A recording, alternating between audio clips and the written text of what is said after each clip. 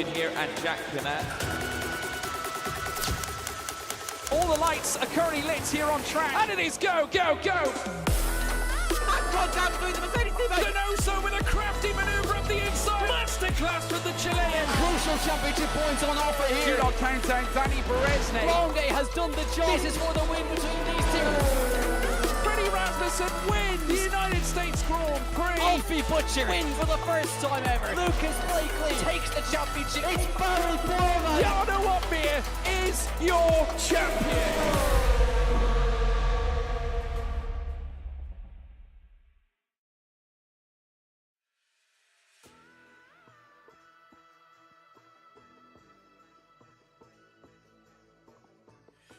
SF1. It is season 38. It is round 4 of the championship. We've taken the Canadian Grand Prix from the Circuit Gilles Villeneuve. My name is James Head. I'm going to be taking to the stream as your lead commentator for tonight. In control of the cameras and joining me in the comment box as always, it is Miss Jessica Ball. Jess, how on earth are you doing this evening? Yeah, I'm doing good. Just got back from work. It's been a very busy day at work. That was my first day back. But yeah, Evan's not here tonight. He's not very well. So on behalf of PSGL, get better soon. And I'm ready to kickstart some action at the lovely Circuit Villeneuve, James Head. Yeah, second time you're alongside me in the comment box this season as well. It's almost as if you haven't been away, which is the best thing potentially ever. But we are going to get going very soon indeed. We are just waiting for one more driver to join in the lobby, which gives us a really good thing to run through what happened, of course, last week. And it was a fantastic race last week in Belgium. It was Shazoo Oscar taking his first ever PSGL PSF1 win last season, last week even. I can't even speak. Last week even, it was Oscar who took the win. Rens Thomason in second, Cameron Dowd in third. I mentioned at the end of that stream, it was 5 points separating the top 4 drivers coming into tonight.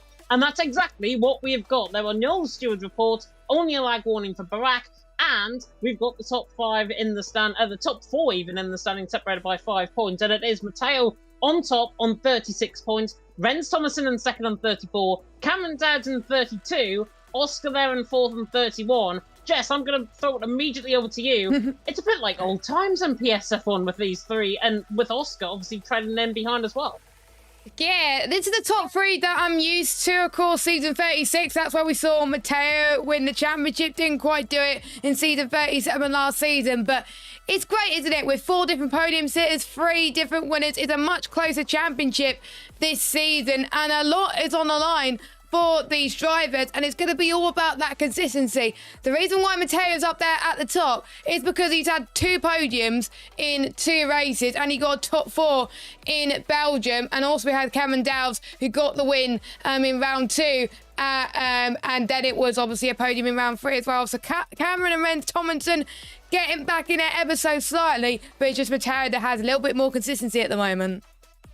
Yeah, definitely so. First, second and fourth, his positions have been so far this season. Rens, to be fair, has actually done better than him, even though he's second in the championship. 2 second places and a third, so he's been very consistent in terms of the podiums. Whether or not we see that, of course, tonight remains to be seen. But it makes for unique viewing because, of course, we've got the updates to the game that has recently came out with the post-patch update. There was a lot of issues around the smoke, so apologies in advance about the smoke that you might see out on track. But what we have got, Jess, is beautiful blue skies and sunshine for qualifying here in Canada. We're about to get going out on track. The first drivers will be getting out very soon indeed. And judging by how hasty they are, it's going to be on a set of soft compound tyres, and it looks to me it could be a dry race. Yes, it could be a dry race at the moment. And we are seeing, I think, a bit of ghosting going on in the pit lane as well. I'm not sure quite what happened, but they're literally going out there on circuit at the moment. I believe Dirk and Casper are the first ones going out on the circuit. Now, this is a very unique track. One of my favourites in PSGL. Of course, Matteo took the win in season 36 when we were last here. And then we were here at season 32. Tyker Harley took the win then, season 29.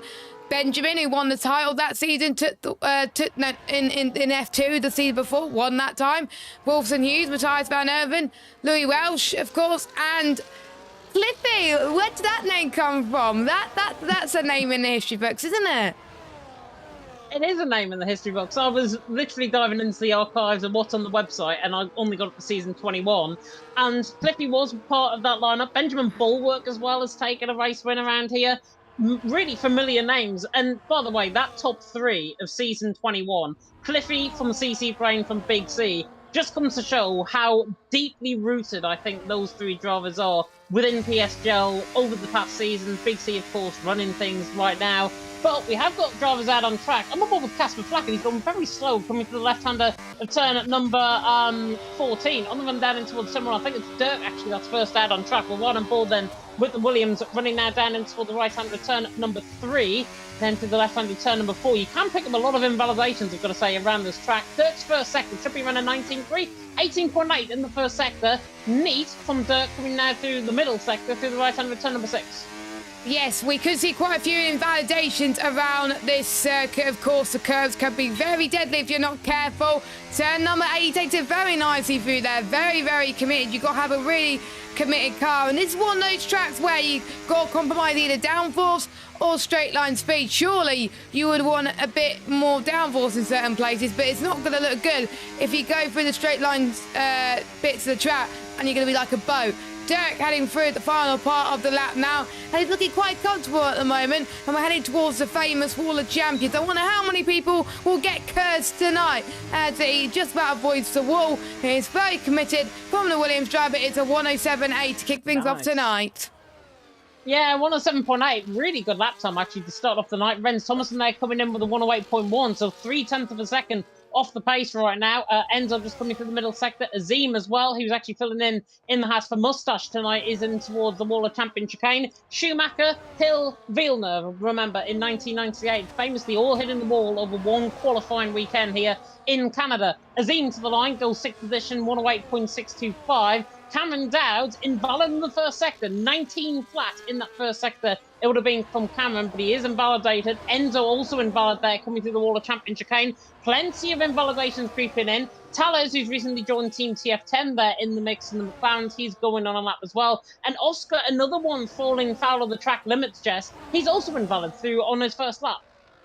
Obviously, the update has just came out as well. They're getting used to the graphics because it's enhanced a little bit as well. And some people might be very lucky in the next few weeks getting a PS5 Pro in the next few weeks. I don't have the money and the luxury to get a PS5 Pro, and I don't race too much on the PS5 anyway. So what's the point in me getting it? But I don't know if it's going to make that much difference, but on the whole, majority of the graphics has improved quite a bit, but we're not going to mention what bits I don't like around it. Anyone else on a valid lap? We have got Paul is going into the pit. Yeah, quite a lot of people have invalidated. Only 10 valid laps Mr. James had.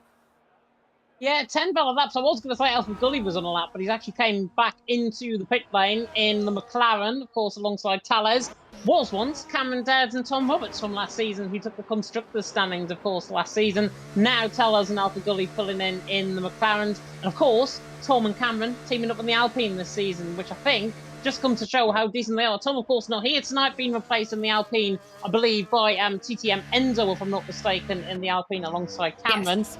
We have got lap times on the board. Barack there, who was getting rather ratified, I've got to say, last week in terms of this score for his lag out on track. And already I can see him visibly lagging. I'm on a PS4, and I can see him visibly jumping across my screen from left to right as he weaves his tyres, running down in towards turn 13 and 14. So Barack has got that lag warning. I can already see him lagging, so drivers have just got to be careful, I think.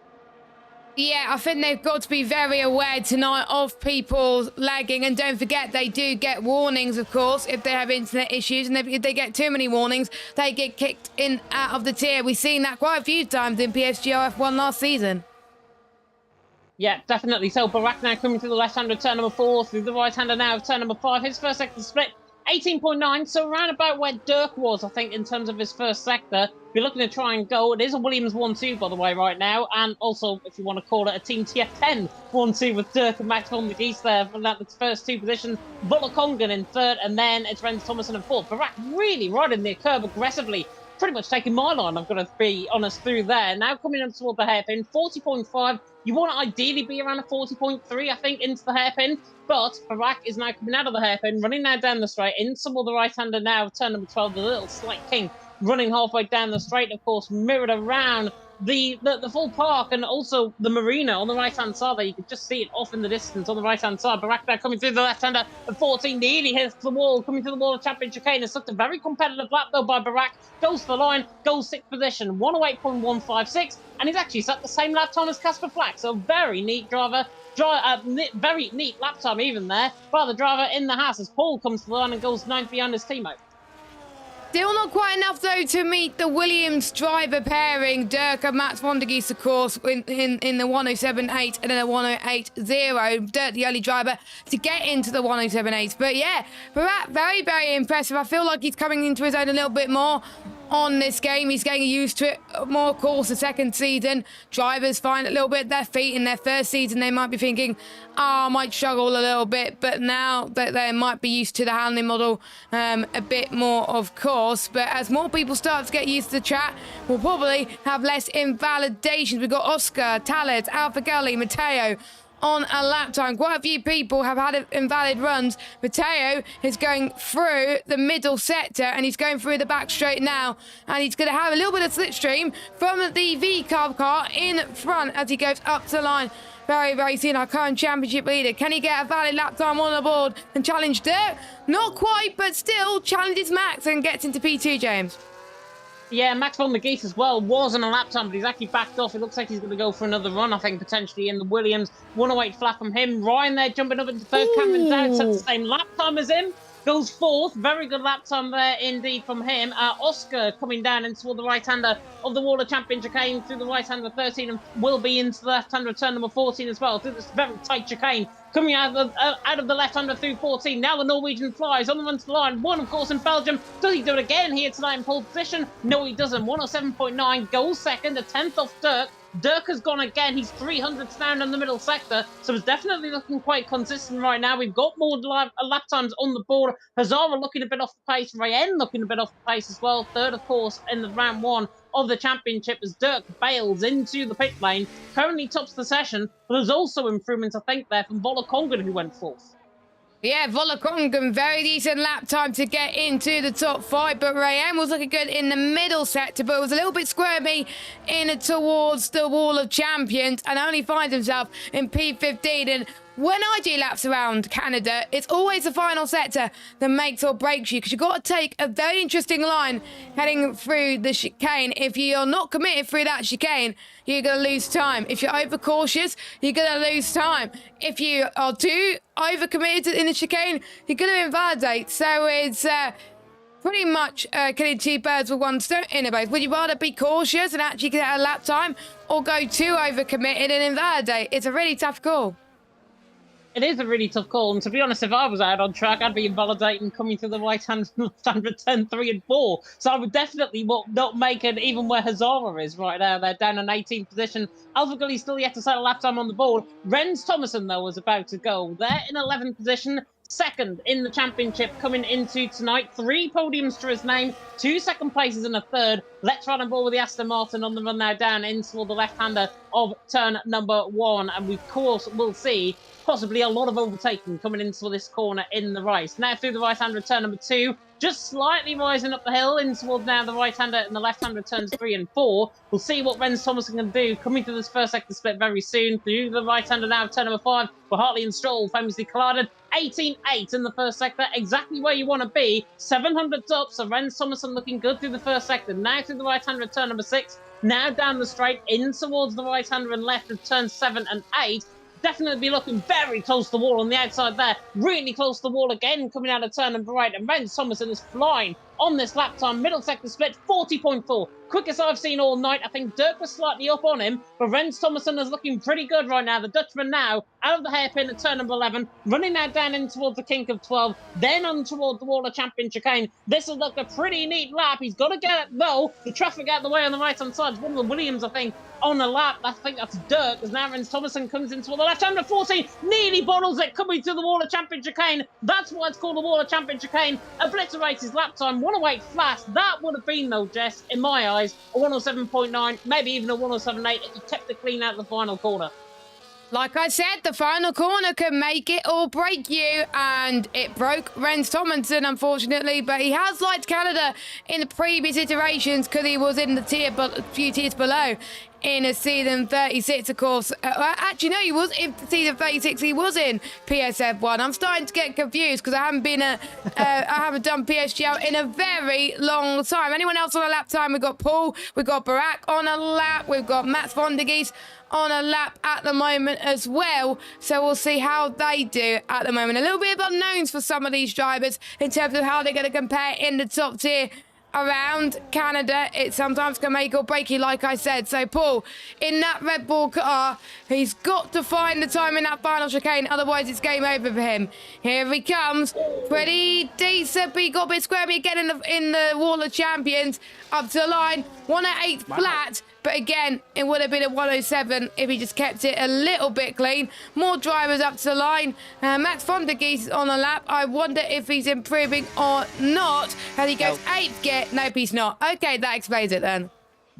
Yeah, it looks like he's going to go now, actually, for another lap. He did this on a second run, then invalidated, so this is a bit of a risk. Maybe full reward for Max von der Geest there down into the left-hand return of one. He comes. Dirk out on top, invalidated. Oscar there in second, Casper Flack there in third. I'm just trying to see if Oscar's actually on a lap time. Yes, he is. He's 600th up through the first sector. Now coming to the right-hand return. Oh, completely slides the car. No. Invalidates coming through turn number 8. That was looking so good until that rear slide. That rear end just kicking out ever so slightly. The Mercedes there was absolutely on tenterhooks coming through 7 and 8. And in the end, he's done a Scandinavian flick. And in the end, he's invalidated his lap time. It would have been, though, up on Dirk, probably up on a 107.8, 107.7, that sort of area it would have been. Who was on running boards before? Max von der Geest, I think it was. In toward the hairpin, purple in the middle sector for Max von der Geest. Very intriguing indeed. His middle sector split hasn't come up on my screen, but Max von der Geest now running down the kink of 12, in towards now the Wall of Champion chicane. We've already seen Rens Thomason make a mistake there. We've already seen Oscar make a mistake there as well. Max von der Geest, though, straight into the pit lane. Typical. As soon as we've seen him going quicker, James, he decides to be like, you know what, guys, I'm not going to set a lap time. I'm not going to put the pressure in, and he comes in. Typical. Just look at how close these times are. I'm just going to get the gaps to leader. Hopefully, as of 2 or 3 people set the same lap times. Top 2 separated by less than a tenth. Top 3 separated by less than 2 tenths. And then we got third all the way down to 14th, separated by less than 3 tenths. One small margin, and you're down. One small error, sorry, and you're down in like P15. I had to lean into my screen there because how many drivers are on a 108 flat? I mean, It's insane. Flack all the way down to Casper Flack all the way down to Barack are on a 108 flat. 2 seconds quicker than me. Yeah. It's like Spain all over again. Ryder, by the way, has just gone third in the Aston Martin. Good lap there from him. Just goes 200s behind Oscar. But everyone's on a 108 flat. It's like Ultra. It's not like GIF on Ultra and Discord that everybody shares out within social media. It's like that. You get a 108 flat. You get a 108 flat. You get a 108 flat. It's pretty much like that. And Tales there with a 108.1. Not too far off. Volakongan, though, you've just pointed out there, goes second 107.8.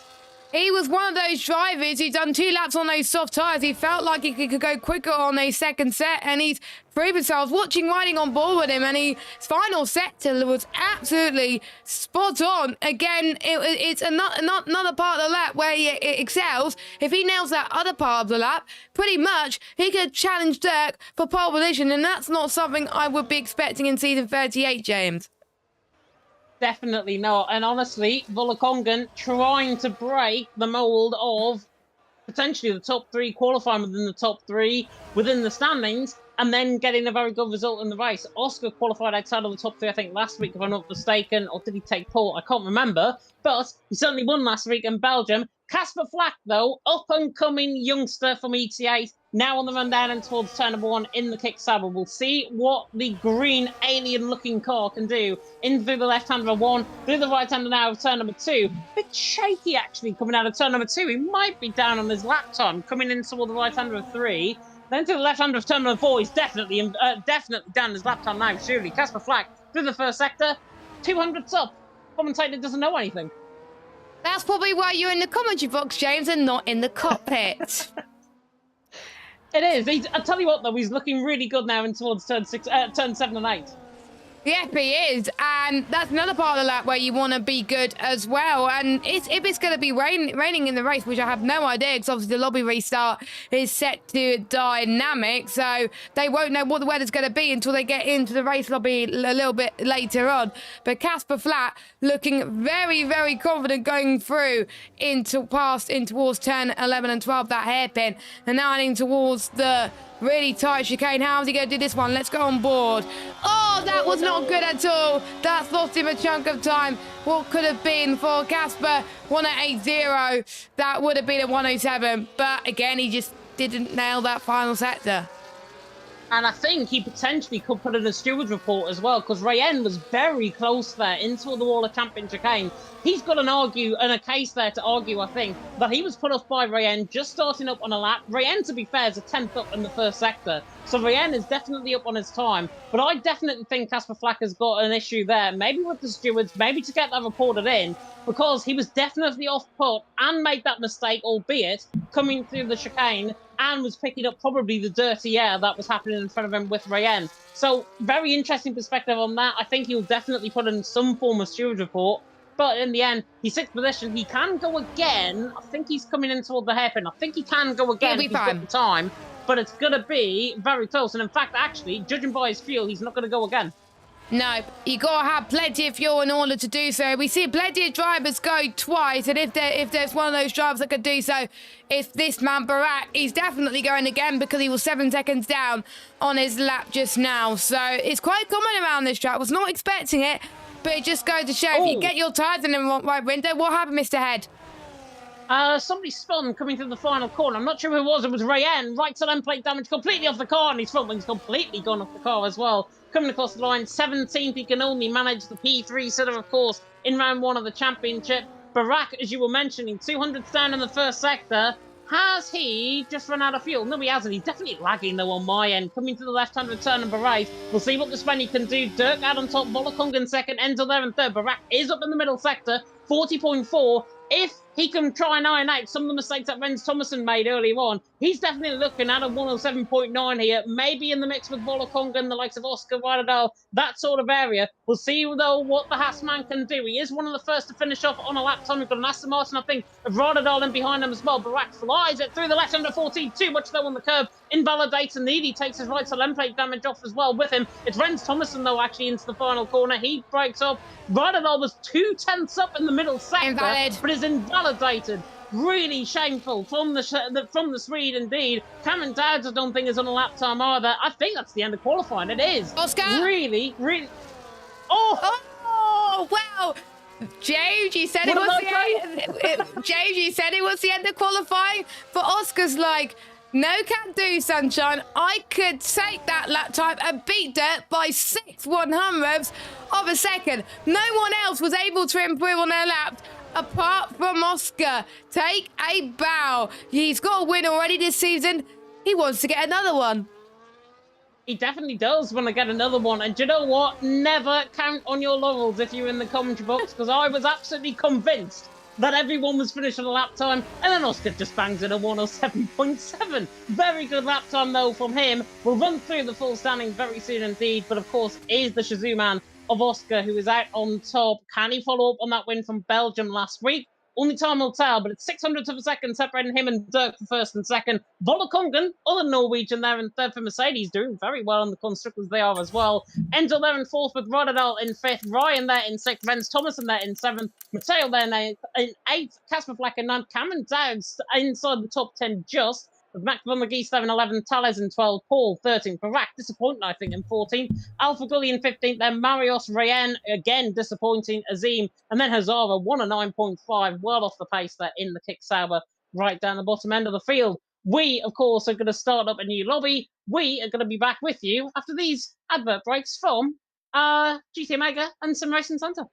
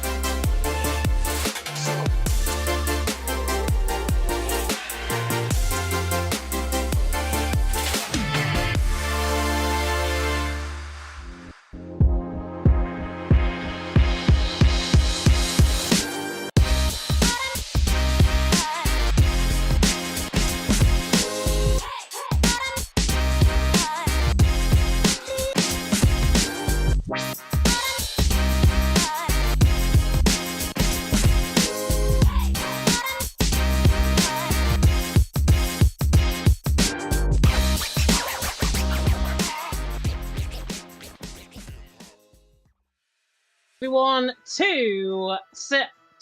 I can't even speak. Goodness me. Good evening, everyone. Welcome back to PSGL. It is PSF1. We are here tonight for Season 38. It is round 4 of the Championship. It's the Canadian Grand Prix. We have completed qualifying. Myself, James Head, Jess Ball alongside me in the commentary box. And Jess, I thought qualifying was over. It's a bit like the 1966 World Cup. It's not all over until the fat lady sings. And in the end, Oscar out on top, 600th of a second, proving me wrong completely in the commentary box, thinking qualifying's over. And I was looking at Oscar, feeling like he could have done it, and James was like, nope, he can't done it. And yeah, it just goes to show that anything can happen in Formula One, and it usually does. Not always like those nail-biting qualifyings where we don't know what's going to happen until the final few moments. We saw that in real life as well, of course, where we saw Albon make it through into Q3 by the skin of his teeth, but that is I'd say way quicker than what we've seen, of course, in the lower tiers as well, which just goes to show how quick this tier is actually become this season, of course. But there's certain drivers that are struggling, including Casper, who I think is going to be reporting Ryan for the possible block in the final corner, which lost him time.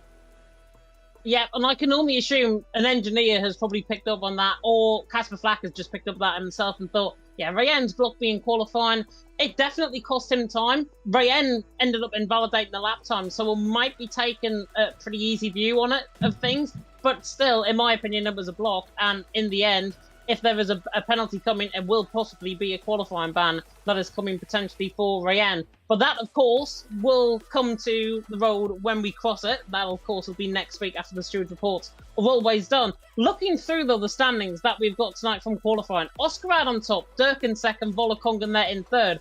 Mercedes, just to come on to them, for a moment in the constructors, they're a point behind Aston Martin, a point behind Rennes and Radadol currently leading the way on 42 points. First and third in qualifying is going to set them up pretty well for the race. Indeed, and don't forget Canada is a very short pit lane entry and exit, so you don't really want to have your teammates close behind. If there's a safety car, you would want to have to pit earlier than maybe your rivals to help your teammate a little bit. Or maybe you want to pit later after your teammate to see what your teammate does with the undercut potentially. The undercut is very powerful in this game, especially on a track which has one of the shortest pit lane losses on the calendar. Yeah, and I think it's about an 18-second pit loss, if I'm not mistaken, around this track. And, of course, has been updated, obviously, with the slightly shorter run down in towards turn number 1. But obviously, it is going to be very, very active, I think, this race. We could see what we've seen in F2 in the first half of the race there. DRS training, everyone trying to split each other up. I think we had a group of 5 get away in F2 in the early stage of the race. I'm not sure what happened towards the end of the race, but that will be that will be me catching up on things in F2 a little bit later on. We have been told, though, to ready up within the lobby, which is always good. Ryan, always quick, I've got to say, within these restarts. What we can focus on, though, back is the championship standings, because Matteo leads the way on 36 points coming into tonight. Renz Thomason in second on 34. Cameron Dowd's even in third on 32, and then Oscar in fourth on 31. Top 4 separated by 5 points coming into tonight. Oscar there has qualified first. Just looking through the rest of the field, Renz 7th, Matteo 8th, Cameron in 10th. Oscar currently has got the advantage in qualifying. But we know, Jess, how good Matteo, Renz and Cameron Dowds are in race trim. And Canada, I feel like in race trim is a lot harder on the tyres, and you've got to be very smooth on application on the wheel to be good around it. You got to manage your tyres as quickly as you can. A one-stop around it is not the easiest thing to do around it. That's why I think the majority of people, like we see in F2 and F3, are going to be starting on the hard compounded tyres. That's what they're going to be doing to go long, and then later on go on the medium tyres until the end. Sorry, but I wonder if we're going to see some gambles. People start on the mediums. We could get some early safety cars and then go on the hards to the end as well. But I doubt it. It's going to be a common PSGL situation where we will see people start on the hard tyres, of course. And Matteo around here, of course, he's proven to do well around this track. Race winner in a few seasons ago, where I last commentated full time around this track. So it should be interesting. But spoiler alert, if any of you were hoping for some rain tonight, unfortunately, you're not going to get it because it's quite overcast at the moment, but you never know. The rain may come. The rain may indeed come, and do you know what? It might be like 2011 around here once again, where we get Button against Vettel against whoever else within that race. It was an absolute stunner. Luckily, though, we're not going to bore you for the next 2 hours worth of racing, because it is just a 50% race. At least we're going to get through this quicker, unlike that race in 2011, where near enough, I think, at one stage, half points were going to get awarded within that race. But, as Jess mentioned, set of hard compound tyres are going to be pretty good. I wouldn't honestly be surprised if the hards can make it beyond 20 laps and then go for set of mediums to the end of the race and try that one stop and try and really extend out their stint. Hard compound tyres for me are around about 4%, I think, in terms of average wear rate, so they are very durable, very, very good in terms of the tyres. It just depends on the driving style, really, that affects the tyres. Set of medium compound tyres, however, anybody starts on the mediums, you might be either setting yourself up for the rain period that may come later on in the race, or you may set up potentially for a two-stop and then transition onto a set of hards a little bit earlier to try and get to the end of the race, maybe for a one-stop. Set of soft compound tyres here, though, Jess, I don't think it's going to be touched. No, the softs around here, James, is absolutely terrible. I wouldn't want to touch it unless you're right at the end, safety car comes out and you put on a fresh set of boots, the softs with low fuel, because they usually run better with low fuel anyway. I'm looking at the garages at the moment. I know they haven't been told to ready up yet, but I thought, oh, looks like we're about to get going. Here we go. 5 red lights about to go out in PSF1, and it is lights out. Oscar gets a very good start. Congan also gets a good start from in behind, has already passed Dirk down in towards turn 1. So Mercedes lead 1-2 through the right-hander now of turn number 2. Dirk trying to get back up on the inside line, trying to fight the attention of Congan. Congan though is ahead, going out of the apex. Good start from him. Baracking out the way of everyone, might be lagging potentially, I think, on my end. He's definitely dropping down the field on my end, that is for sure. But Oscar there leading the way. Congan there in second. Dirk in third. Side by side in the back. I think it was Cameron Dowds and Casper Flack there going side by side in toward the right-hander now of turn number 6. Tries to get the move done just ahead of them. Matteo and Ryan are side by side as well. Coming now in toward the right-hander of turn number 7. Matteo just about gets the car ahead. Cameron Dowds tries it around the outside on Casper Flack. Doesn't work in the end. It's Oscar though that leads the way. 6 tenths of the goal over Congan in second. Dirk there in third. Tyres, by the way, most drivers on a set of hard compound tyres. Red Bull all out of shape there. Ryan, I think that was complete Tokyo drift through the hairpin. Nicely done, my friend. Cameron Dowds and Casper Flack are side by side and behind. Ball under pressure for Max von der Gies. He's on a set of mediums. Rayen also on a set of mediums. Tales also on a set of medium compound tyres as well. But at the end of that one, it's a Mercedes 1-2. Oscar leads the way. Congan in second. Dirk there in third. Very good first lap from everyone. Really good first lap from everyone as well, and they kept it clean. They just about avoided the wall, which is really great to see. And the ones on the hard tyres are really keeping the medium ones at bay, and it's good to see the variance in strategy from three of our drivers taking the gamble, but unfortunately for those three, it's not quite as worked as it would intended. So the hard tyres are just being the more durable at the moment. And on the inside, oh my goodness, Enzo almost got the move on Ryder down, but that's lost in time on Ren Tomlinson in the background. Part through in towards turn 7 at the moment. Yellow flags in the background. We've had troubles from Marios and Talid in the background. They've dropped a few positions. And Barak's dropped a few positions as well, which is not ideal for him. But heading towards the hairpin of turn number 10. Now that's where we're going to see the moves done by a lot of the field. And don't forget on this game, the DRS is activated, and this is where we're going to see the toe to full effect. And I think Casper is looking the closest to get a move. Same with Oscar and Congan, but Oscar and Congan are probably going to work together a bit here with DRS chicken. Congan gets past Oscar to the lead of this race. Cameron Dowd stays behind Casper Flack for 9th.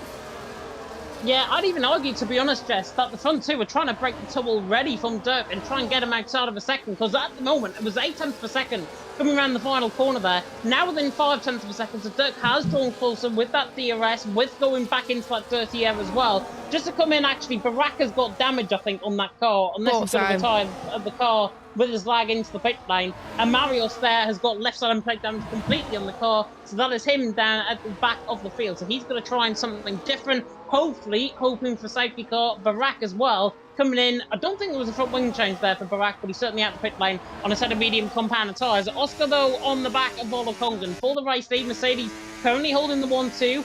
Guarantee they're in a party. Guarantee they're going to be working together as teammates as well. Wolakonga makes us a mistake, though, into the hairpin there. Just a slight correction coming out of the corner. Oscar now at 4/10 of a second. Could try and let him back through, running down the straight. It is very powerful, this straight. Down into the right-hander at turn number 12, and that is exactly what's going to happen, because Oscar eases past Wolakonga as if he's not even there, retakes the race lead. Nothing, though, happening behind, and I'm actually shocked, Jess, that Maximum McGee's Brienne have not made as much progress as what I anticipated. I'm very shocked either as well, potentially. And of course, with formation laps off, it's hard to warm the tyres a little bit, so that's potentially why. Or maybe because it's hard to overtake in some places, maybe they're not making as much progress as we would have liked. And we're seeing the higher runners just trying to get past the medium runners, so maybe the mediums are a little bit too high on temperature, as to be expected, which is a huge shame around here. They thought it was going to work, but no, it's not, and they're going to be forced to go onto a set of the hard tyres later on, which may work better, but the ones on the mediums later on are going to be so much better because they'll have low fuel, so maybe that's not the strategy they should have gone on. That's why all drivers in F2 made the right call and go on hards. Yeah, Kevin's there, by the way, in the chat. It's impossible to see a corner in the mid-pack with the smoke. I totally agree, because I've just been on board with Ryan in 8th position. Him and Matteo and Renz in front of him were locking up into the corner, and he cannot see a thing going into the braking zone, even on a spectate cam. So God knows what these drivers are experiencing out on track. They're supposed to fix this, by the way, in the race and patch update, and they haven't. So they made right it now, worse. But they have made it worse, and the worst possible thing is, these drivers have to drive 35 laps of this race, and especially at the track like Canada, where there's more braking zones than actual straights, and where there's more braking zones than actual DRS zones around this track as well.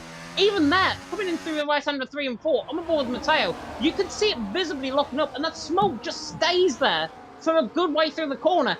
It is, honestly, if I was out on track right now, on board with one of these drivers, it would be undrivable for me, let alone any of these guys.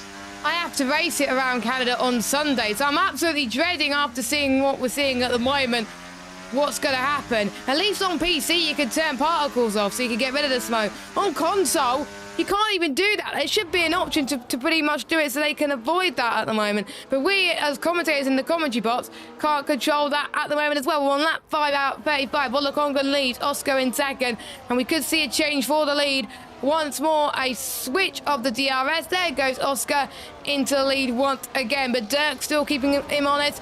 Ryder Dow as well. We'll look at position changes at the moment. But people have gained 4 places at the back. Talis has got past his teammate Alpha Gully in the background after P15. Don't forget, top 10 in PSGL. Score point in this race. And it is quite close. P1 gets 16 points, and with 3 winners in the first 3 races, we could see a different first repeat winner of the season. But I would like to see someone else challenge potentially for the race win. Enzo looking very close to the back of Ryder Down. They've almost made contact.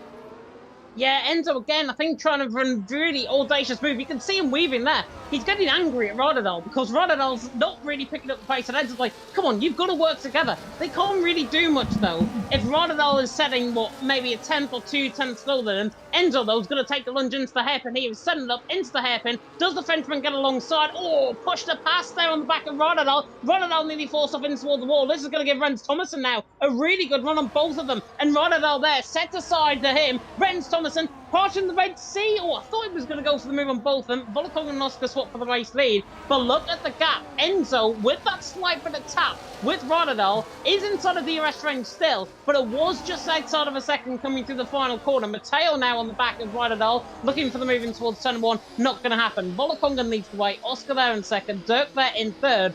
But Enzo, from my perspective, that was a push to pass. And given how Renz and Rotterdam now are 5th and 6th, and are pretty much in the same team, going to be helping each other.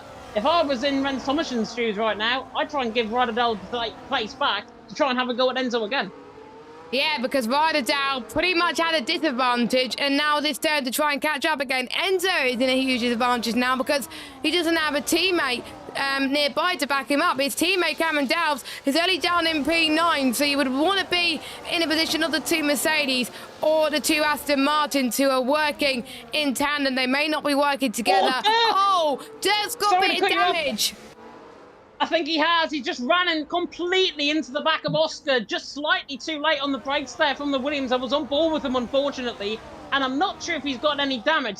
I didn't see any carbon fibre come off on that car, but definitely doesn't seem like it from our perspective anyway. So Dirk is fine to continue on, but he runs into the back of Oscar, possibly down to the smoke, and possibly also down to just getting a little bit too late on the brakes. Yeah, it is so much harder. Maybe you just have to be a little bit too further back so you can potentially see the corner, because there's going to be a car in front of you doing the same thing and giving up tyre smoke, and then the other car as well. So maybe they just got to conserve a little bit of a gap behind and in front of them in order to do so. That's what we're seeing Enzo doing at the moment, because otherwise he wouldn't be able to see. Yeah, and you know what? If I was on track right now, I wouldn't even be able to see the same thing as well. It's a good job wearing the commentary box, Jess, I've got to be honest with you tonight. It's flat laid out at 35.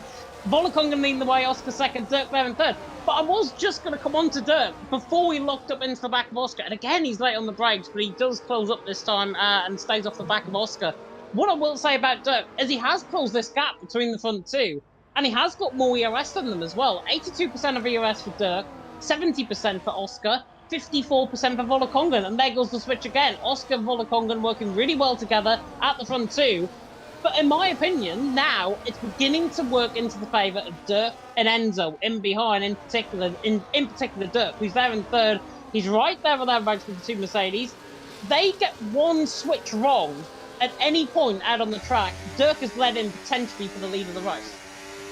Yeah, potentially. Dirk, I think, has probably got the best seat in the house, a back seat, box office seat, if that's the word I would like to call it. If any of those front two make a mistake, Dirk could be like, yoink, smooth operating. I could go potentially go for the move there as well on lap 9 out of 35. But there's still a long way to go in this race. You don't want to push too much. I'm almost certain that if you are someone who's maybe not possibly wanting to go for moves just yet, save a bit of VRS in the hairpin when you're starting to go for moves in the first place. I think it's going to be a lot harder to go for moves than usual, actually. So we'll see what Dirk could do. Is he under pressure from Enzo? Nope, he's not.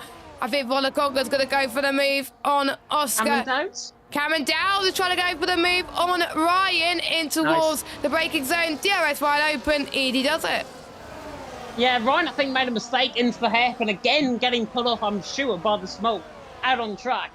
We will mention a lot about the smoke in this commentary box. I certainly will, to try and bring everyone to the attention. I mean, in towards turn number one there, it's not too bad. But at certain parts of the track, especially into the hairpin, it is really, really bad. And I think Ryan, as a result, made that mistake. Cameron Dowd set that move up, got Casper Flack on the approach into the hairpin, got then Ryan down the straight in towards turn number 13. So job done for him. He's into 8th position. People calling and don't respecting my goat Unk there in the chat. Leonardo Tunneletto, I'm looking at you there in the chat. Unk right now is in 7th position and is doing rather well. And he is on the back of Rodell, is on the back of Renz. Right now, they're in a bit of a match because Dirk just pulling out of the slipstream. Enzo tries a move on him into the hairpin, tries to look to the inside first, then to the outside. Doesn't work. But again, all of these slight little movements just going to bring Renz, Rodadal, and Matteo there into play in behind as well. Oscar now on the back of Volakonga for about the 10th time in 10 laps. Goes for the switch. Enzo goes for the outside move on Dirk in towards the water. Oh, move! Brilliant move in the end. You cannot go 2x2 through there, but in the end somehow manages to work. Dirk there in 5th will definitely feel obliged there from Enzo. There was a slight bit of contact. In my eyes, though, that looked clean. I was on board with Enzo for that. That looked clean. Thuni's into 3rd. Ren's now into 4th. And Dirk proving, I think, from our perspective in the comments box, you can't go side by side coming through the chicane as Renz has picked up a penalty. You can't. I tried that and it didn't go well in previous games, and it wouldn't go well in this game either. And Enzo just made it look easy. He really did. It was legal, and Enzo has really good race pace, and it's going to help potentially Enzo in this because he's a reserve driver. He's filling in for Tom Roberts, so he's really helping himself because I don't think they could score points for the constructors. So he's fighting for his own Ryan! good. As Ryan tried to get the move past Cameron Dowds No towards way. the hairpin, Wow. and Cameron Dowds saying, no, thank you, that's my position. But I know Ryan is going to try and go for another lunge right now. Casper's right on the back of this, ready to pounce for the Conquer, switched again for the lead of this one. We also got the two Aston Martin trying to go for the move, but Cameron Dowds, what a defensive charge from him. Yeah, and Ryan there in 9th position almost entered the Ghostbusters Hall of Fame, I've got to be honest with you. The amount of smoke that he had faced into the hairpin, it was literally unrivalable. He couldn't see Cameron Dowds ahead of him, couldn't see Matteo ahead of him, and in the end had to forfeit the position to Cameron Dowds. So up into 8th position, Ryan there down in 9th, definitely auditioning for the next Ghostbusters movie whenever that may come out, probably in a couple of years' time. Ryan definitely looking to audition for that after that perspective. Cameron Dowds, though, very unsettled the car. Now coming to the left hand of 5 and 6. Ryan has got an opportunity to try and fight back this move. Not going to happen at this part of the track, though. All of the main moves really happen down the straight, in toward the right-hand of turn number 13. And we've also seen a lot of overtaking into the hairpin as well, which is good when you're these guys out on track, but it's also bad because you've got, I mean, I'm on board with Matteo. You cannot see a car ahead of you coming into the hairpin with that smoke. It is just, as I said earlier on, I think it's undrivable out on track. But these guys definitely know better than us, and do you know what? They're doing a better job than what we would do as well. And but for the majority of drivers, they're hardly getting any damage right now. But if they do have damage, it is very minor indeed. But look at Matteo. He's got a brilliant run on Ryder down heading towards turn number 1. No. Is this the move that we're looking for? No, not enough. But Matteo is looking much quicker than Ryder at the moment. He's on a charge and he wants to win this race. He does, and look at Matteo's ERS as well. 97% of ERS for Matteo.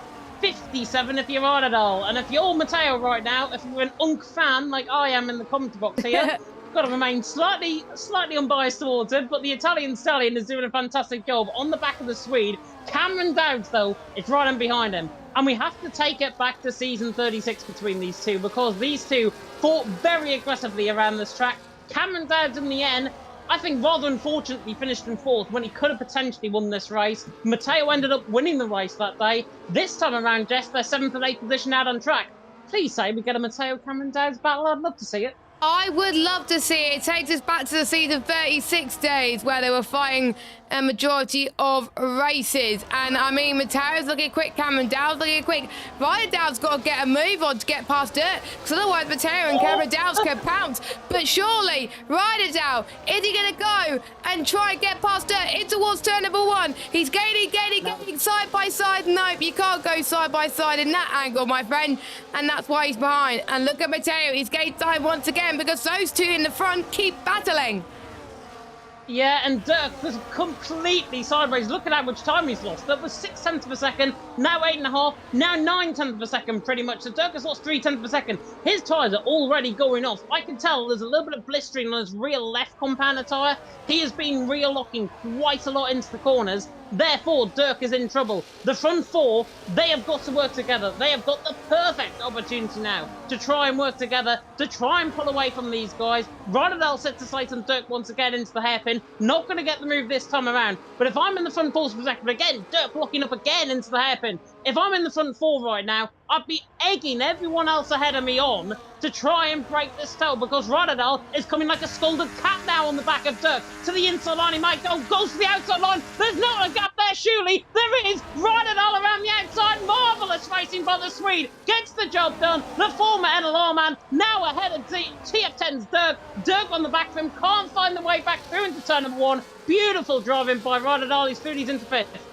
That was absolutely textbook work from Ryder Dow. He wants to get his positions back, and he has done it. And now he's going to chase after his teammate. Incredible. And now Matteo steps an opportunity to get past Dirt now. Dirt must be struggling on those tyre temperatures. At the tyre degradation, he's not managing those hard effectively compared to the other drivers around him. Yeah, and Avatar mentioned actually in the chat earlier on, it depends from hard braking into the corner, the tyres wear out. Avatar completely right. Yeah. I would take Kravitz there in the comment section there tonight. Unker's on the back of him though. Cameron Dowds on the back of Dirk. If I'm Matteo right now, I'd be egging that move, because Dirk again looks up into the hairpin. He is so bad coming out of the hairpin. It's unbelievable. And now Matteo has got to use ERS, surely. He's got to use the overtake mode. Luckily, Dirk has saved a little bit up, and it looks like he's going to get the move. But Matteo coming like a scolded cat again, like Rodinal did to him last time around. Can't find the way through. Matteo just a little bit too late, I think, on the ERS that time around. Tries again on the back of Dirk. Dirk low on ERS. Matteo pulls the outside line. Here comes the Italian stallion all the way around the outside of Dirk. Dirk hands it all in there. There's a slight slide from Matteo. I'm not sure if there was a bit of contact there in all of that. Dirk there in 6th, Matteo in 7th. If there was contact there, it was very minimal, but it forced Matteo into a rear slide. Well, it worked for Ryder, but it didn't work for Matteo. And as his tyres start to give up the ghost, it is just getting harder and harder to get him moving towards turn number 1. So maybe he should start looking sooner, but he could try and go for a move here, but it'll be a little bit too risky if he could do so. Very risky if he could do it. I think, honestly, he needs to go for the hairpin, but he's not going to because he's just too far back. Ryan on the back of Cameron Dowd as well. Looking pretty good. And again, the smoke really kicking up. Dirk that time around was actually pretty good coming out the hairpin. But again, he takes the tighter line. Matteo takes the outside line. Gains a 10th coming out of the corner. Matteo is not going to go for the move this time around. Volokongan swaps for Oscar for the race lead again. Volokongan again. Matteo again. Right on the back of Dirk. Cameron Dowd's getting in the mix of this as well. Could be an interesting one. But in the end, Matteo is just hanging on back in behind on Dirk. I'm going to pose a question to you now, Jess, because you're the racing expert, I think, on this game compared to me and the commentary box, at least. If you were Matteo right now in 7th position, would you have gone for the move sooner rather than later? Because Dirk out there is visibly struggling. Well, I had a similar situation in another league in a different track, and if you are stuck behind a potentially slower car, you're going to lose so much time to the cars in front of you, and you're just going to lose out of the DRS train. And on this game, DRS trains in quite a lot of tracks, including this one, is so key. So Matteo should have gone for the move as soon as possible, really, because then he could start to close up on Ryder Dow, potentially go for the move, because you could see that Matteo is the fastest guy out on there on the track compared to Dirk, and you can see Matteo is managing his tyres better. So Matteo needs to get a move on, and other drivers could try and go for the move, and the drivers in front could be like, see you later, you're not going for the move, I could try and increase the gap. Yeah, exactly. And do you know what? I think we're being a little bit critical of Matteo, but it's because we want to see this move happen. He's been behind him for I don't know how many laps now, maybe about 6, 7, 8 laps, somewhere around that. And Matteo is not on the back of Dirk this time around, but his ERS is so good. 73% of ERS, 49% for Dirk. If Matteo was within 0.2 of a second, I would be honest and say, right, you've got to go for it. You've got to go for the move. You've got to try it, because you've got Cameron Dowd behind you, and the worst possible person that you can have behind you in a race like this, as we go through the halfway stage now in this race, is Cameron Dowd, who has been runner-up twice the Pied Pauper here in PSF1 in Season 36, last season, Season 37. Matteo was a former PSF1 champion. He's got to utilise that experience to good effect. And again, you do not want Cameron Dowd right up your backside, going down the straight in towards the right-hander of 13 and 14, because Cameron Dowd knows how to make moves. Matteo certainly has been a little bit too cautious, but maybe he's on it potentially for the pit stop that's going to come very soon. Maybe he's going to push later on in this race, or maybe he's just saving the time because he doesn't want to push that much. Volokongan's in! Take a penalty for Ryder Dow. And Volokongan, both of them. Both of them have got a 10-second penalty. Volokongan, 10-second penalty. Gradadal, 10-second penalty. Very much speeding over the line. It is a very... I think the pit lane has been moved slightly up the pit lane. I think about 30 metres or something. And Volokongan's been proven out. Gradadal's been proven out of that as well. So both of them have now got a 10-second penalty. Everyone else was fine coming into the pit lane. Are they removable, though, as there's a yellow flag and Tales right there coming into the pit lanes? Tales has done enough on this race. Matthias leaves the session at the halfway stage. Volokongan and Rodadal, though, 10-second penalty for both of them. Jess, that changes the complexion of the race for me. Yep, that really does change the complexion of this race. I usually find it so easy to get a 10-second penalty around Canada, because you got to think about your braking points a lot earlier.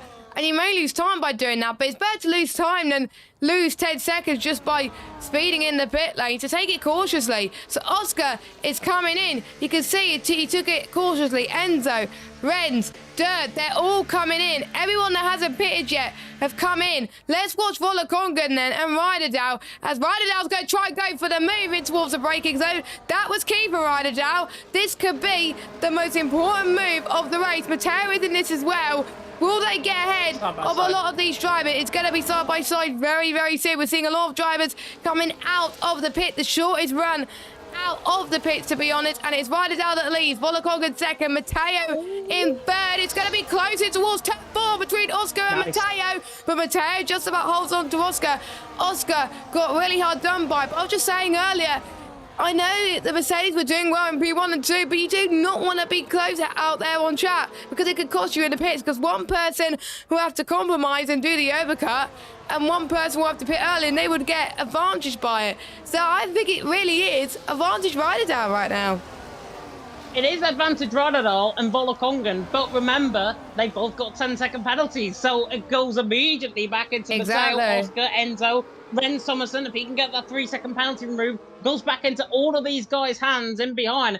We can talk about how Ryderdale and Volakongan are going to do. Volakongan, by the way, is going to get the move done, I think, right about now, because he pulls to the right-hand side, down in towards turn 13. Job done even before he gets to the corner. Volakongan now leads the race. Ryderdale there in second. Matteo there in third. Matteo, though, in the best seat in the house. We were criticising him.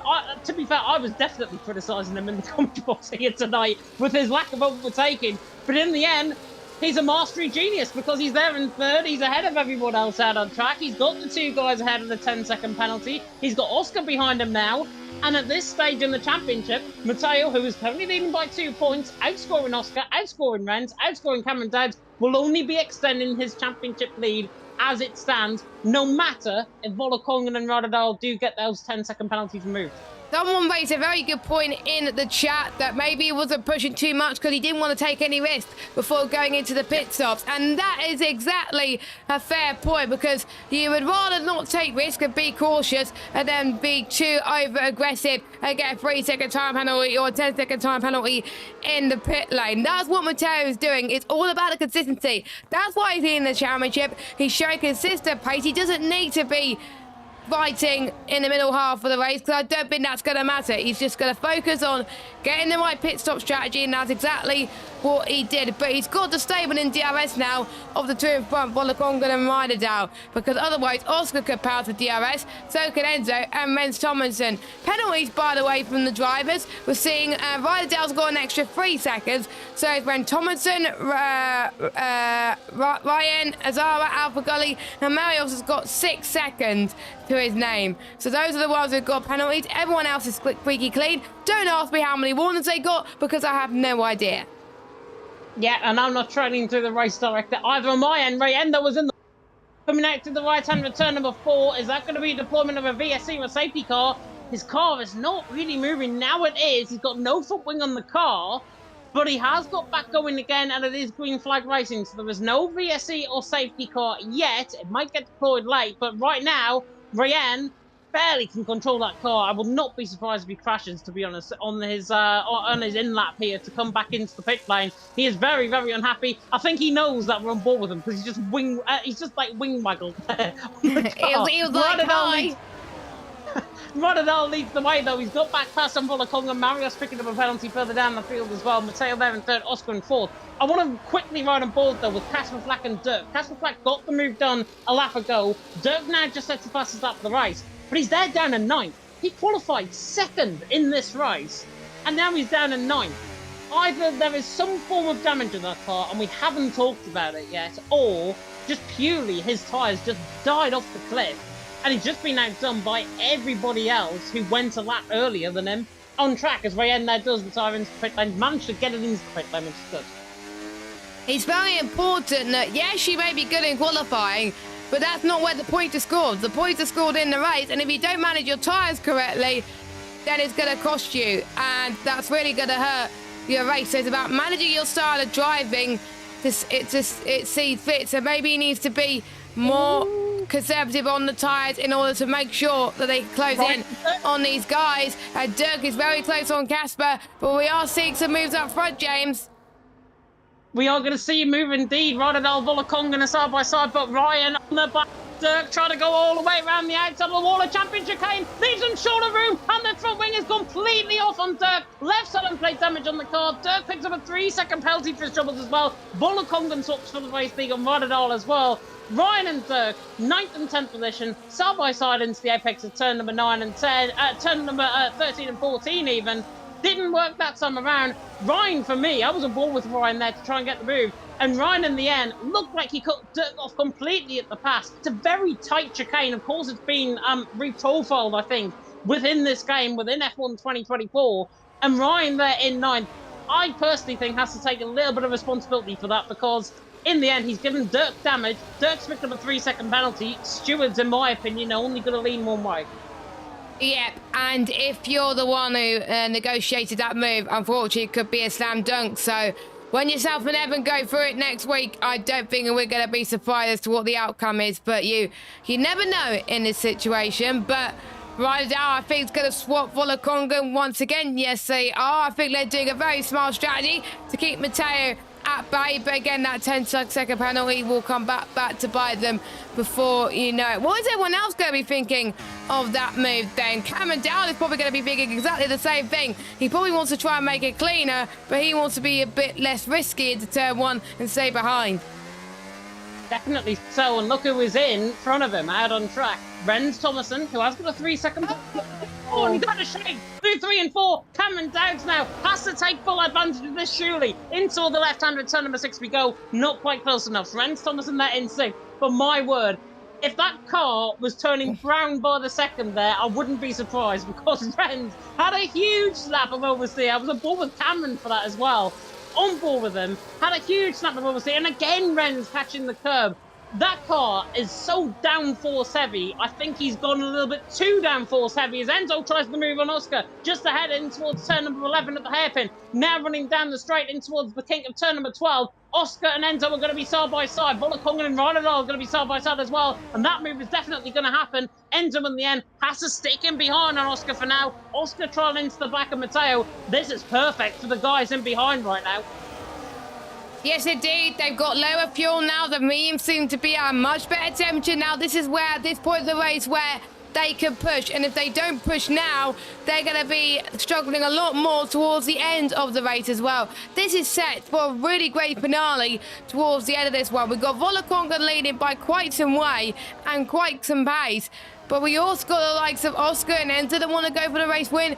So could Cameron Dowd. Yes, I know he's in 7th. But he's still in that DRS train. Anything could happen. And he's good in race trim. That's yes. what we alluded to just before we came into the race. He is so good in race trim. He's so good with the DRS management. I mean, right now, he's on 43% and Renz on 65%. So maybe that's not the best example to come on board with. Enzo, though, on the back of Oscar, is going to go for the move. Again, lunges it into the hairpin. He loves these sort of dive-bombing moves from absolutely miles back. And Oscar, in the end, just gets the run on him. Enzo, though, has got more ERS this time around. They could be on the back of Matteo before the wall of championship chicane comes up as well. Enzo pulls the right-hand side of the track. Oscar there on the left-hand side. Please make it side by side. In the end, they don't. Enzo there into 4th. Oscar there in 5th. That's what Dirk and Renz should have done. Dirk should have done in his battle a little bit early on with Ryan. And in the end, P8 and P10 they are. That is how you take the wall of championship chicane. Oscar definitely backing out of that slightly, but Enzo there up into 4th, Oscar in 5th. That's the sort of battling we love to see. It's better, to be honest, than backing out of a move than bidding into the World of Champions and potentially ruining your race and potentially causing a safety car. So Oscar, he's in tier 1 for a reason, and he's playing it very, very smart right now because he wants to score some decent points in this one, and I think we're more than likely going to see a repeat winner unless Enzo has something to say about it, or even Renz Thomason despite that penalty as well. Could we see Ryan take a race victory, or even Casper? All these questions will be answered towards the end of this race. Get your prediction on who you think is going to win this one. I still think it's going to be Matteo. I think he has the upright pace right now, but he knows that Enzo and Oscar are going to be very hungry for more. Enzo's closing in on him, but he's not going to go for the move in towards 13 and 14. There was just a moment there where I cut you off, and I thought he was going to lunge it to the inside line of the wall of Championship Chicane. In the end, he didn't. Mateo there in third, Enzo fourth, Oscar there in fifth. All really driving, I think, neat races.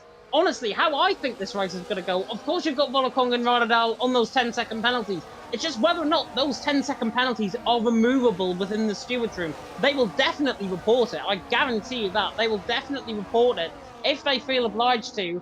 In the end, they are currently running on 10 seconds worth of penalties. They are currently going to be down just outside of the points, I think. Maybe with Dirk Azim. That gap, that 7.3 second gap that is there, is going to be where Volokong and Radadal are going to go in. So they're still going to pick up points. But it's just whether or not those 10-second penalties are going to be removable. In my opinion, though, Jess, I think Oscar's on for this race win. He's there in fifth. Enzo likes a dive bomb, likes to make mistakes like he's just done at the hairpin as well. And Oscar's treating this race very calmly, very kindly. And how this race is going to progress, Volokong and Radadal are going to come back to Mateo, Enzo, and Oscar. Oscar's going to be the one that takes full advantage. Well, I think I know what could happen here as well, because Volakonga knows he's not going to win this one because he's got that 10-second penalty. So I think he's doing all he can to make sure Oscar stays in that DRS train, because you are allowed to help your constructor teammate, but you're not allowed to help your esport teammate unless they're in the same constructor. So Volakonga can help Oscar out here to try and close it in on these guys, and that's why maybe Volakonga is switching out Radadal quite a lot into this. So you might be right. And we can see not just our first repeat winner, but the first winner in a while to win 2 races in a row. And the last driver that did that, well, he went on to win the title. So Oscar looking like he could be the early title favourite if he wins this race here in Canada. But Enzo, reserve driver, looking very impressive. I was not expecting him to do well, but sometimes you get called last minute, and sometimes the world's your oyster, might be your favourite chat, and you just got to prove a point that you want to be a full-time driver. So we'll see in about 5-6 lap time if anyone could do it. But I do agree that Oscar has a very good chance, because Volakongan is almost leading the pack with Radadal, and Volakongan is going to get past Radadal for the lead, and Volakongan's doing all he can to make sure Oscar stays in that train. Yeah, definitely so. And Avatar in the chat mentioning for now Mateo, but in the last lap of the race there will be a slaughter, more penalties. I like that comment to Avatar, because that's how I think this race could potentially go. It could be quite manic towards the end of the race, is what I think I'm going to say. 6 laps to go, including this one that we're on. Volakongan leading the way, Radadal in second, Mateo there in third. Is it 6 laps to go or is it 7? Hang on, I'm just working out maths here. 6. 30. Yeah, I'm 6. Yeah, I don't know why I was second down myself there. 6 laps to go, 5.5 now if you're being picky. Mateo on the back of the front two, Volakongan and Radadal. Then it's Enzo, Oscar, Renz Thomason, Cameron Dad, Ryan, Dirk, and Casper Flack top 10. Paul, Azim, Maxwell Nagis, Alvin Gully, Barak top 15. Hazara and Marios, the 17 drivers, still continue on that end track. Here comes Enzo on the back of Mateo. Looks the outside line, pulls the inside line. Mateo does see him coming. Enzo, though, completes the move cleanly. Just about got a car lift ahead. Now Mateo's going to have to utilise that EOS, but they need to get caught in each other. Oscar now going to try and take full advantage down the straight, but in the end, Enzo lags back slightly into the back of Mateo's path. Mateo on the back again. Enzo goes for a ridiculous move to the inside line of the wall of Championship Chicane. Radadal sees him coming. How on earth they haven't collided, I do not know. But here comes Oscar on the back of Mateo, on the back of Enzo, down in towards turn number 1. The Mercedes goes. In the end, he knows what was going to come. There was going to be a car crashing towards turn 1. In the end, there's not. Renz Thomason invited into the mix as well. On the right-hand side, coming in towards turn number 3. Oscar just about ahead of him. And has Renz got damage? I thought he did, but he hasn't. Enzo there in third, Mateo in fourth, Oscar there in fifth. How on earth nobody collided there, though, Jess? I do not know. It's because they're getting used to each other's racing styles at the moment. I have to say, last season, I was watching pretty much all the races. They kept it relatively clean for majority of it. And it's exactly the same here. On F124, PSF1, take a bow, because in both seasons so far, they've been showing some really good races. Oh, We're seeing Renz drive a dive bomb in towards the hairpin. When did we see that before? Not many times this race. Oscar's trying to go for the cutback and regain the position, which he does, because he's going to lose time on Mateo and Enzo up in front as we're about to start lap 32. Out of 35, I can't call or bet who's going to win this one, unfortunately. So I'm just going to wait to see how they do out there on the track. Volokonga leads again from Ryderdale, but Enzo is in the box seat to win this one. Cameron Downs and Red Thomason side by side in towards turn 2 and 3 now. Cameron to the outside line through turn number 4. Can he make it stick? Not many people go for the move in turn number 4, but Cameron Downs is saying, well, lick the stamp and send it. I will see you later, sunshine. Part of that was down to Renter's driving as well. He backed out of that, but in the end, Cameron Downs into 6th. Beautiful move. That's why we call him the Flying Scotsman on console.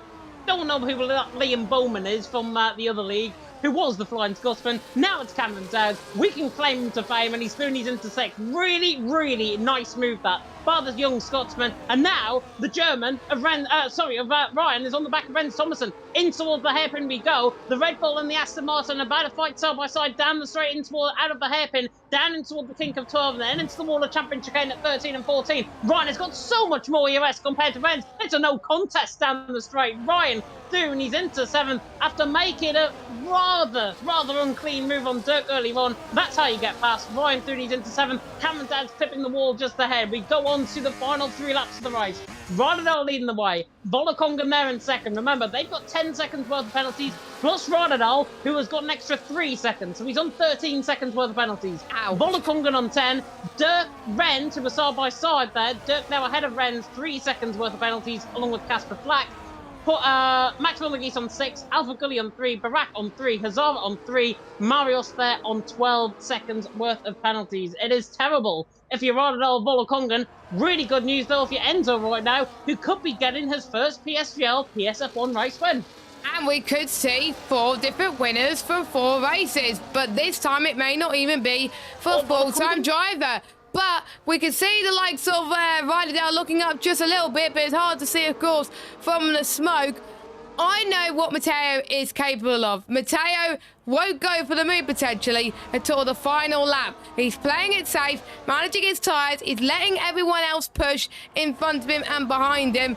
And then as soon as he gets to the penultimate lap or even final lap, that's where he's going to start to put, in George Morgan's words, pedal to the metal. Yep, and pedal to the metal it will be, because now the field are beginning to get a little bit strung out. It's lap 34 out of 35, the penultimate lap of the race here in Canada, and it's Volokonga that leads the way. Ryderdale's tyres, though, I think are beginning to go off, and it's now, all of a sudden, 7/10 of a second, and Ryderdale catches another mistake there, hits the wall slightly, glancing blow off the wall, gives Enzo a chance, gives Matteo a chance. Oh, and Enzo nearly into the back of him. Enzo nearly into the back. Matteo says, thank you very much. He's through and he's into 3rd. Oscar says, thank you very much, and he's through and he's into 4th. Enzo's biggest downfall is himself. That was a really bad mistake from Enzo, and now it costed him the win of this race potentially. He's really got to get the hammer down, refocus his mindset a little bit, and try and see if he can get past again. Down the inside goes Enzo on Oscar, but Oscar, I think Enzo must be struggling on his tyres right now, because his teammate Cameron Downs is right on the back of him. He is on the back of him, and Cameron Downs now on up move on the back of Enzo. He knows what Enzo can do. In toward the wall of champion chicane. In the end, Alexis staying behind. Enzo makes a very good run though, coming out of the corner. Final lap of the race about to begin here in Canada. Volokonga and Ryderdale lead the way. 1-2 right now for the Mercedes and the Aston Martin. Matteo there in 3rd. Currently only needs to finish 3rd. He's outscoring Oscar, outscoring Cameron Downs, outscoring Ren, and he'd take the championship lead going into next week provisionally. Without him, with those 10-second penalties, if they did get removed, they would be there for 1 and 2, Volokonga and Ryderdale. In the end, though, it's all going to come down. For speeding in the pit lane, it might not, but you never know. They might just report it and then just see above grace if they can get it removed somehow. Volokonga and Ryderdale have approached this race really well indeed. They're going to try and fight though. Better run from Ryderdale. Has a good run now in towards the hairpin on the back of Volokonga. This is going to have to be really crucial from Ryderdale. He's got 48% of EOS into the hairpin. Volokonga's got more, 70%, and it looks like he can try and fight him off down through the hairpin on the run now down into the wall of champion chicane. Ryderdale's trying to absolute utmost to try and come. Here he comes though to the inside line. Ryderdale's got a really good pace to the inside line, gets the race lead in towards the wall of champion chicane. Through the final we come. Volokonga tries to get him back though. Volokonga alone to the line. Ryderdale takes the race win. Volokonga there in 2nd, but it's Matteo who takes the race win with the penalties. Oscar there in 2nd, Cameron Dowds in the end in third. Wow. Of course, there's been an issue from Enzo, I think, through the final corner. He's dropped all the way to 7th in the end. I'm not sure if he locked up and went in the wall or something like that. In the end, though, Matteo takes the race win. Oscar there in 2nd. Cameron Dowds there in 3rd. Jess, welcome back to the commentary box. You got the prediction right. I was only a 10th and a half off it. Oh my goodness, Matteo take about our first repeat winner this season. His first race win this season was in Australia. Round number 1, he just picked up another one in round 4. He knows how to win around Canada. He won there in season 36.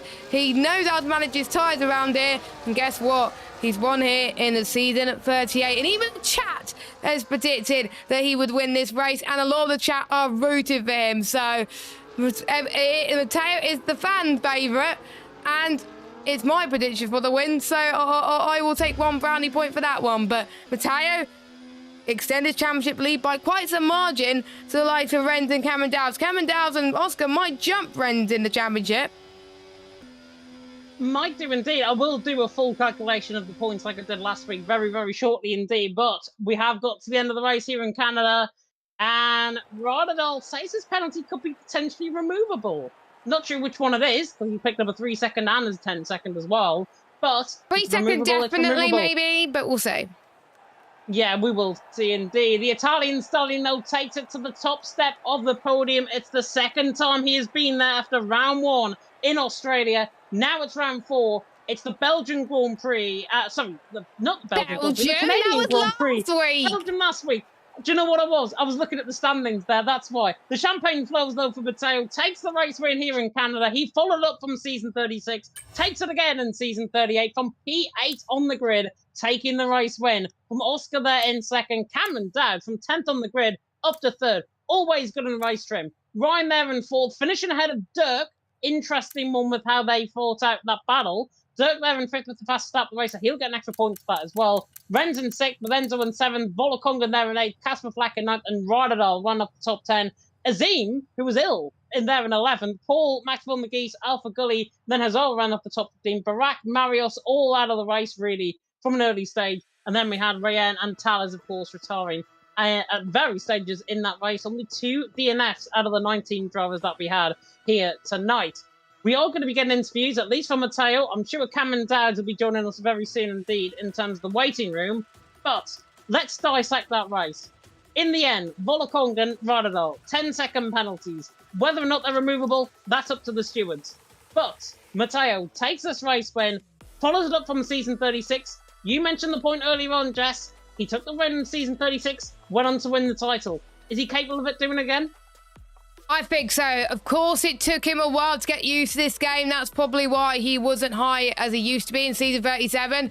Now he's had a season to get used to it. Season 38 could potentially be his redemption to try and get a 2nd title in PSGL PSF1. Not many people have done it. He could join a club of drivers on PS to win a PSGL PS title multiple times.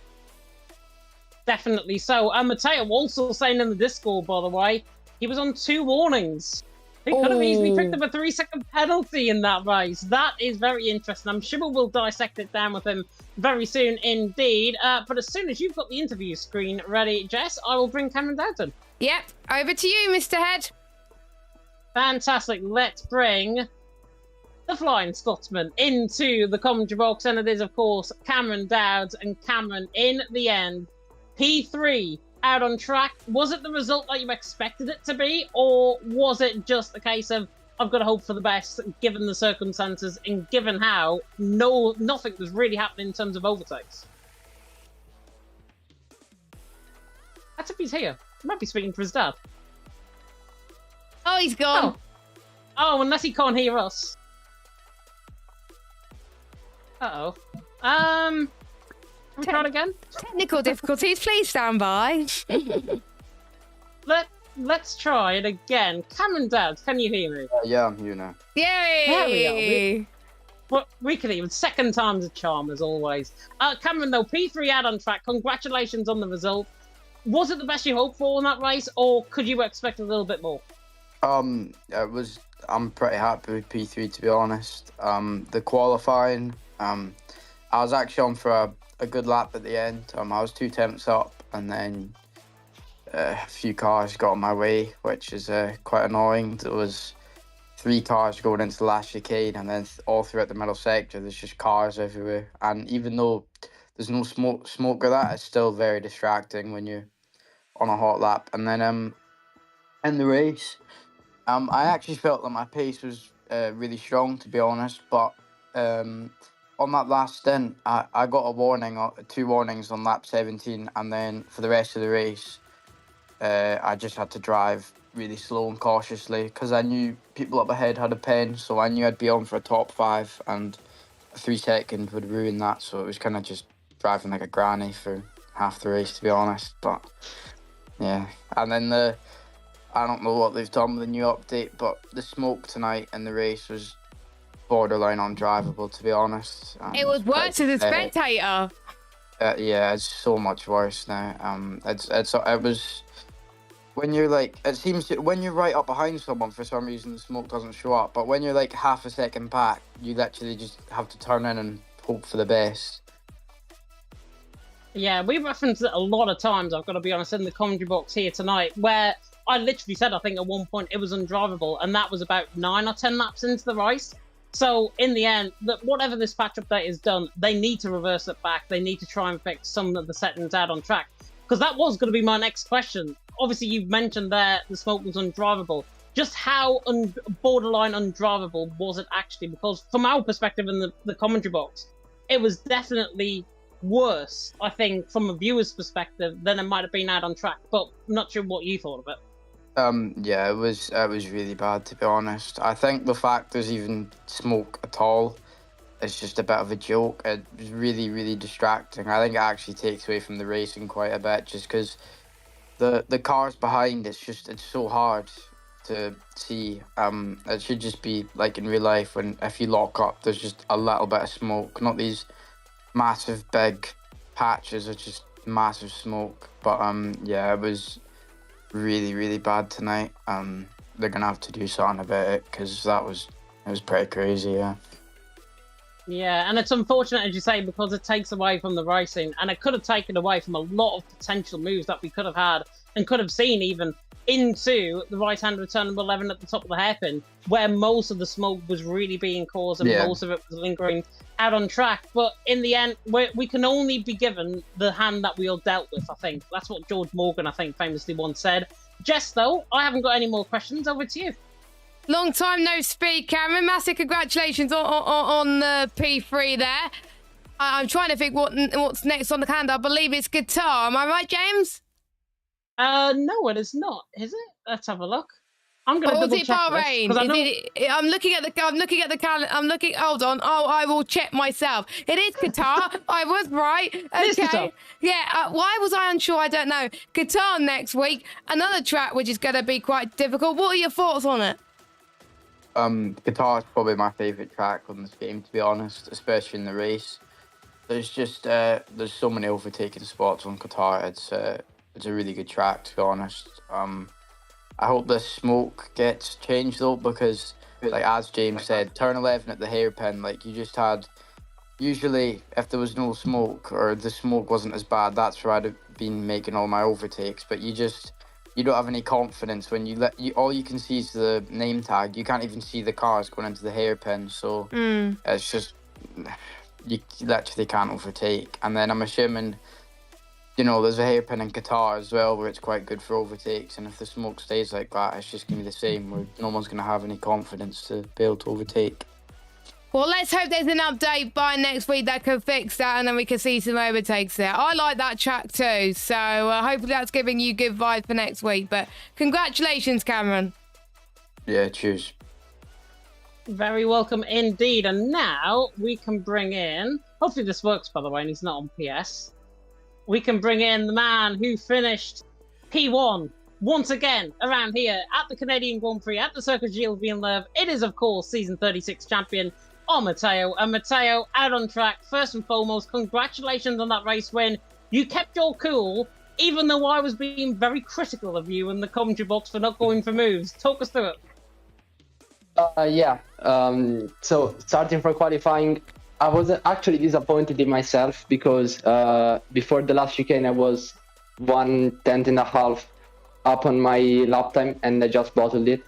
So not ideal because it lost me 5 positions, but it's Canada. Probably a lot of other people bottled the lap at the last chicane as well.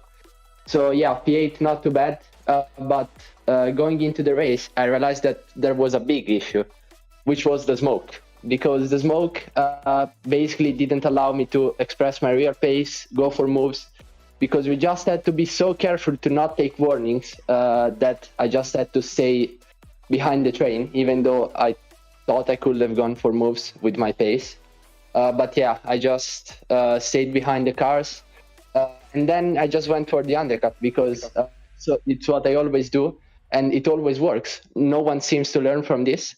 So I just use this to my advantage. And I came out in the perfect spot. 2 guys ahead with not removable penalties. I just had to to manage the race from there. Unfortunately, I didn't defend well on Enzo, but he made that mistake. And yeah, I didn't ask twice and I took the chance and got the race win. Yeah, and in the end, if it wasn't for Enzo making that mistake in towards, I think it was turn number 5 or turn number 6, I think it was. If it wasn't for that mistake, he probably would have ended up potentially winning this race.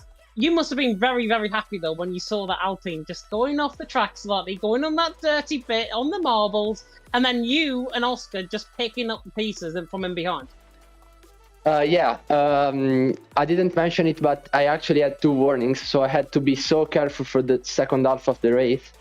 And once Enzo overtook me, I said, okay, all my rivals are behind me. Let's just defend the position. It shouldn't be too hard. And I kind of gave up. I said, I'll only go for it if I have a clear chance I don't risk anything in championship terms. But yeah, he made that mistake, and at the end of the day, those are races. Maybe next race I'll be the one doing that mistake, but tonight it was Enzo, so I took the chance, and hopefully those 4 more points are useful in my championship charge. Definitely think it will be indeed. I'm just trying to do a little bit of quick maths. I think you're going to be 9 points clear potentially in the championship, with Oscar obviously outscoring Cameron Dowd and Rendad on track. Oscar will move into 2nd. He'll be on 43 points. You will be on 52, I think. So with a potential championship advantage that big going into, round 5 of the championship in Qatar, how do you think you're going to get on around that track? Because, I mean, we saw it around here last season, I think, in Qatar. You, Cameron Dowd, Rand Thomason 3-1 and towards turn number 1, not once but twice? Last season in Qatar went basically from P16 to P1 on the last lap before any incident happened. But it's just past events. I'm focusing on this championship now. And in Qatar, I'm not gonna lie, I'm going for the pole and win because I'm actually fast in qualifying. I showed it in other events, and the race is never a problem basically for me. So I'll just try to get the pole to get that extra point as well. And then, this game, the race isn't really in your hands totally. So you just gotta make good use of the chances, but I'll try to do that. In the end, every race is like that. So hopefully I'm the one who comes out on top the most times out of all of the drivers. Yeah, and indeed, you mentioned that race that I covered, I think, in commentary. It was EML, the team event that I covered on a Wednesday. And Mateo took the pole and also got the 1-2 for E8 in that race as well. But anyways, I'd better not dwell on that. Jess, any questions? I think you nicked the questions I was going to ask, so that's it from me. But I think you played it very, very smart tonight. I understood why you didn't want to go for the moves in the first stint, and that paid off in your second stint by pushing to the end to win that race. So congratulations. Thanks, Jess. Yeah, and nothing else for me. So Mateo, go and enjoy your evening. Thanks, James. Thanks, Jess. Thanks to Yashir, my engineer. And also thanks to all of my Italian fellas who always support me when I race. A big thank you to them for always supporting me. And have a good evening. Yeah, didn't see the fan club, I'm going to be honest, in the chat tonight. I'm disappointed. I did. You did. I saw the E8 fan club. I didn't see the Buki fan club that normally comes in supporting them. Well, you But must have not anyways- looked hard enough, James. Anyway. Anyways, that is the end for tonight here in PSGL for PSF1. Really hope you enjoyed it. If you did, like, notification bell, of course, if you're absolutely brand new to this channel. Next week, before we go into our sponsors and all of that, we go to Qatar. We saw a classic around this track last season. Renz, Matteo, Cameron Dowd, I vividly remember 3 wide down and towards 10-1. Me and Evan losing our voices, I think, towards the end of the race as well. Absolute remember. carnage on the final lap. Can we expect more the same? Qatar, I think it's a PSGL classic in PSGL PSF1. We have a feeling it's going to be carnage, but they just bring out some great racing, and I know you and Evan are going to be for an absolute treat. I really do hope Evan is better next week so he can join us in the commentary box, because he missed 2 weeks so far, but Evan has been in the chat, so he's been resting, but he's still keeping an eye on the action in the chat anyway. But yeah, Evan, hope you're resting up, and we hope to see you back in the commentary box next week. But it's a pleasure to be in the box for you tonight, James. Yep, I totally concur with those comments. I'm sure Evan is absolutely resting up. Hope he might be asleep by now, probably. Whatever he's going through, I'm sure he'll be rested up next week, and hopefully we'll get to see those lovely Irish dulcet tones alongside me in the commentary box once again as well. But that is not all for what is to come here on PSGL. We have got, of course, the sponsors to go through in just a second, but we have got PC action upcoming very, very soon indeed. PCF2 and F4 are going to be live at 8 PM UK time. Before that, of course, it's PCF3 at 7 PM on Thursdays as well. And then we're back on it on Monday at 7 PM UK time. PSF2, PSF4, and then PSF1 and PSF3 at 8 PM UK time for that. Big thank you to our sponsors, GT Omega there in the background, providing their lovely gaming chairs and everything to do with gaming peripherals and sim racing cockpits. You can improve your setup with GT Omega. You can use PSGL at checkout for 5% off on all GT Omega products. They have got their Black Friday sale on as well, so if you do want to pick up some new gears from them, you can definitely do that as well, because you get extra money off, and you use the code of PSGL for 5% off on all GT Omega products. Why wouldn't you, is what I am going to ask you. Why wouldn't you? But we have also got Sim Racing Centre, which are the lead providers for all things F1 24, and yes, that includes mega setups, expert engineering or strategy advice, or even one-to-one coaching with two-time F1 esports champion Brendan Lee. You can have a look at SRC using the link below in the description, and use PSGL at checkout for 10% off your purchase. That, Jess, marks the end for tonight, but I'm going to throw the final words over to you, because you're in control of the stream. It's been a very good race. What on earth can we expect going into Qatar next week?